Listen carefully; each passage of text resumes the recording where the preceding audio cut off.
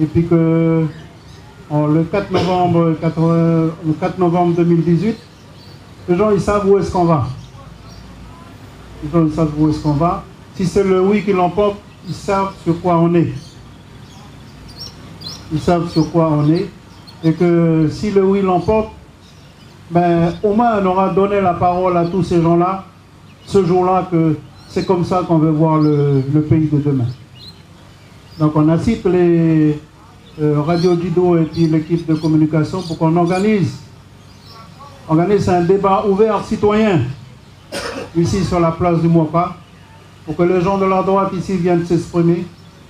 Au lieu d'aller voir les Wallisiens là-bas, dire aux Wallisiens qu'après l'indépendance, c'est quoi les mesures de sécurité que la France va prendre pour les Wallisiens en cas de victoire du oui, ben, que tous ces beaux mondes-là viennent ici dire, ici sur la place du Mouaka, c'est quoi leur peur, pour qu'on puisse dire les choses en face devant eux, qu'ils puissent nous réclamer le jour où on sera indépendant des paroles qu'on a dit ici. Voilà, merci. Ouais. Je crois que Baké a encore beaucoup à apprendre sur les civilisations mélanésiennes et océaniennes. On n'a pas attendu après la force pour tisser les liens entre Wallis et Futuna et la Nouvelle-Calédonie. On n'a pas attendu après la force pour tisser des liens entre la Polynésie, les Tahitiens et les îles Cook. C'est ce qu'ils vont dire partout là. Je veux dire qu'ils ont encore beaucoup à apprendre.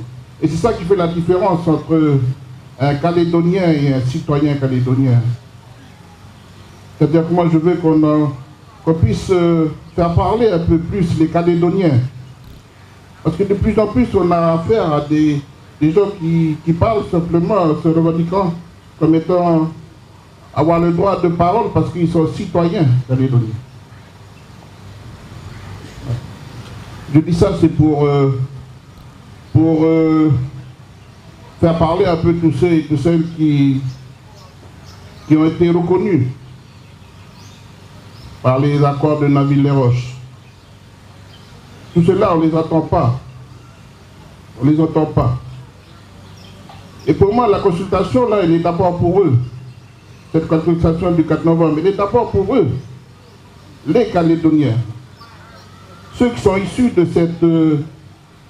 ce déplacement forcé, qui n'ont pas fait le choix de venir ici, qui ont subi leur déplacement. On aimerait bien plutôt les entendre un peu. Donc, la confiance, c'est le maître mot. Confiance. La confiance d'abord entre nous.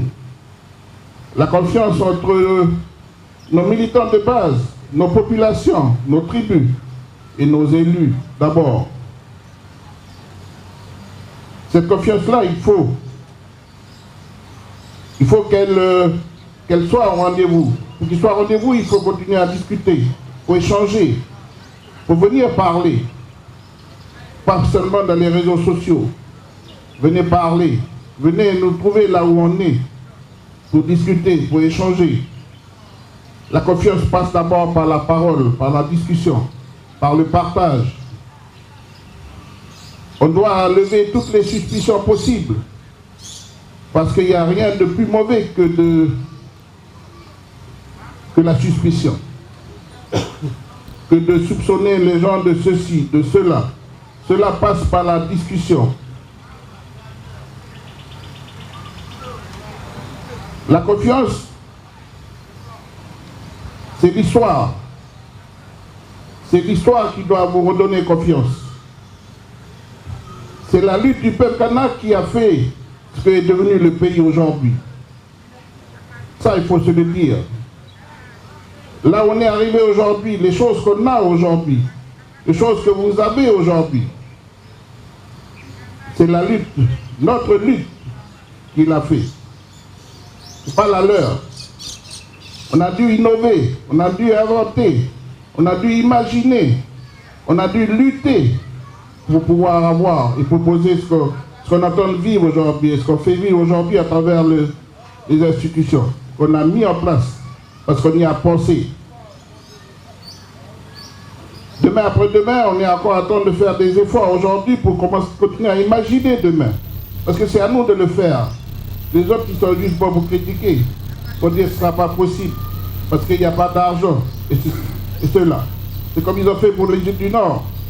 C'est pas possible. Ils ne pourront pas faire. Il n'y aura pas de sous. Mais cette usine du Nord est devenue une réalité. Et même mieux.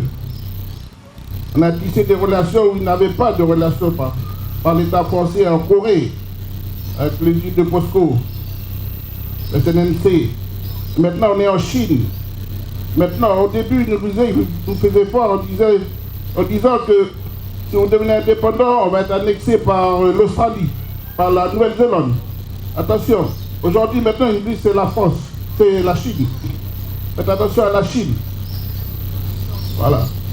Donc, n'empêche que quand les Japonais ont voulu débarquer ici, c'est pas la France qui est arrivée pour nous sauver. C'est les Australiens, les Hollandais, et après les Américains. La France, il était déjà annexée là-bas. Alors, c'est pour dire simplement qu'il faut avoir confiance en nous. Confiance en nous parce qu'on a fait preuve d'imagination. On a fait preuve d'innovation pour arriver là où on est arrivé aujourd'hui. L'usine du Nord, c'est pas rien. Faut pas croire que c'est rien. Faut pas prendre ça à la légère. L'organisation du partenariat, c'est pas rien, ça a été innovant.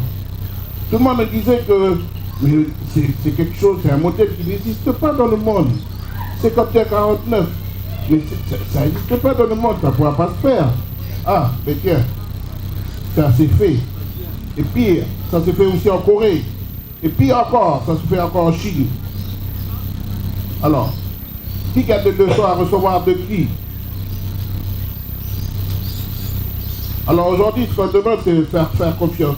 On a fait beaucoup. On a inventé beaucoup de choses. Et on les fait vivre aujourd'hui, toutes ces choses-là. Pour dire aussi que demain, on est capable de faire vivre ce qu'on est en train de penser et ce qu'on est en train de vous dire. Donc ayez confiance en vous. Ayez confiance à la lutte, à notre lutte. Et demain, faites le nécessaire pour que tout le monde aille voter. Pour que le oui massif puisse le remporter. Après,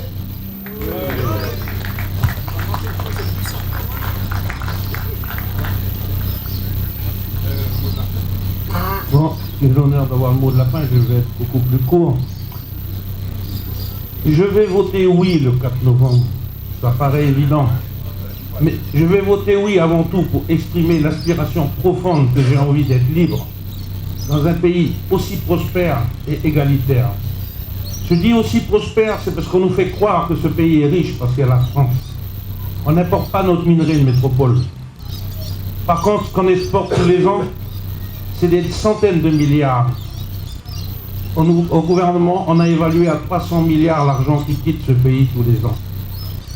Donc ce pays, il est prospère parce qu'il est riche. Mais souvent, on entend en face dire ce pays, il est classé dans le top 5 en termes de PIB. Oui, mais dans le même classement, si on regarde en termes égalitaires, il est au top 40. Donc ce pays, il faut qu'il soit plus égalitaire. La jeunesse marginalisée aujourd'hui, c'est celle qui n'est pas montée dans le, je veux dire comme ça, dans le TGV de l'accord de Matignon et l'accord de Nouméa. Il y a ceux qui sont montés dans le TGV en première classe, il y a ceux qui sont montés dans le train qui arrivait derrière, et il y a ceux qui sont arrivés à la gare, la SNCF elle était en grève, et ceux qui ne sont même pas encore arrivés à la gare. Le problème de la jeunesse aujourd'hui, c'est les moyens à mettre pour leur donner un espoir. Je suis en contact avec cette jeunesse tous les jours. Quand je parle d'égalitaire, lorsqu'on sait que les niches fiscales en Nouvelle-Calédonie, c'est 34 milliards, quels sont les moyens qu'on met pour s'occuper de cette jeunesse qui est marginalisée de fait, fustigée, au lieu de les fustiger, de les marginaliser, on devrait plutôt voir comment on peut apporter un espoir pour cette jeunesse. Cette jeunesse aujourd'hui, en Nouvelle-Calédonie, c'est à peu près 14 000 jeunes, avec un potentiel chaque année de 1600 jeunes qui sortent de l'école sans formation et qui décrochent complètement. Donc on a vraiment un effort avec cette jeunesse. C'est dans un pays souverain, plus égalitaire, qu'on va régler nos problèmes de la jeunesse. Et je disais tout à l'heure, c'était peut-être une boutade, je le faisais exprès, que ce pays il a été bâti par la première colonie de peuplement arrivée en Nouvelle-Calédonie, c'était des délinquants. Ok? Donc le problème de délinquance, on connaît. Mais aujourd'hui, le problème, c'est qu'on n'a plus besoin d'apporter les délinquants. On a mis en place la machine pour les créer. Et c'est ça qu'il faut combattre. Donc, un grand espoir pour la jeunesse. Et je demande à cette jeunesse de se mobiliser et voter oui le 4 novembre.